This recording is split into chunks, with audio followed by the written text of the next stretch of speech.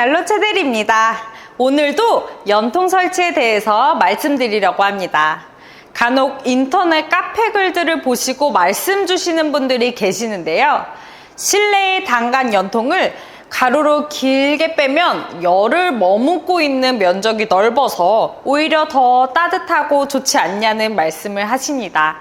이것은 약간 설치 방식이 잘못된 예인데요.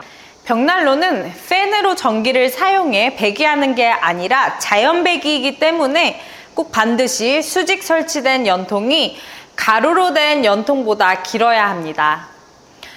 세로로 된 연통보다 가로가 길어질 경우 배기 상태가 원활하지 않아 연기가 잘 안 나갈 수도 있습니다. 단간을 길게 빼면 열 면적을 넓게 해서 따뜻하게 한다는 글들과 그렇게 설치한 사진들이 있는데 연통은 가로로 길어지면 길어질수록 배기 상태도 안 좋고 연통 청소도 힘들기에 실내 단간이 가로로 길게 설치하는 방식은 잘 사용하지 않는 설치법입니다. 벽난로 열기는 벽난로 화실 유리에서 나오는 메인 열과 수직으로 설치된 단간 연통, 보조열에 의해서도 충분히 따뜻하고 거실이 다 데워집니다. 제대로 된 화력이 나오는 좋은 제품의 벽난로라면 굳이 단간 연통을 길게 가로로 빼서 열기를 내뿜게 하지 않아도 충분히 따뜻하게 사용하실 수 있습니다. 보통 가로로 연통이 설치되는 경우 벽면 설치로 설치할 때 이중 연통이 가로로 눕는 경우인데요.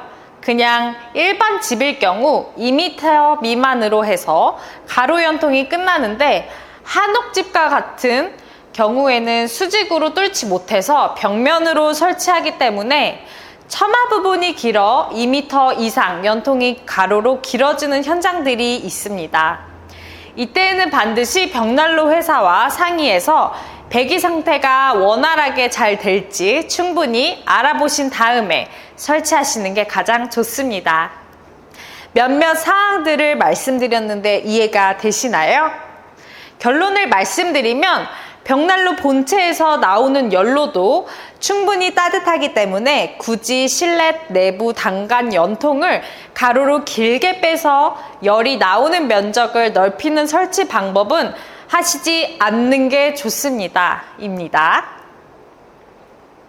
그리고 현장 상황에 따라 어쩔 수 없이 가로로 연통을 길게 빼야 하는 현장일 경우 벽난로 전문가와 충분히 상의를 하시고 결정하시는 게 좋다입니다.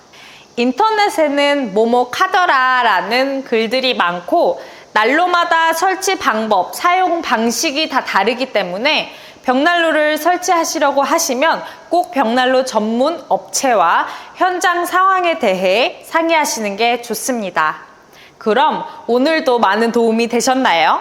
다음 영상에서도 또 만나요. 감사합니다.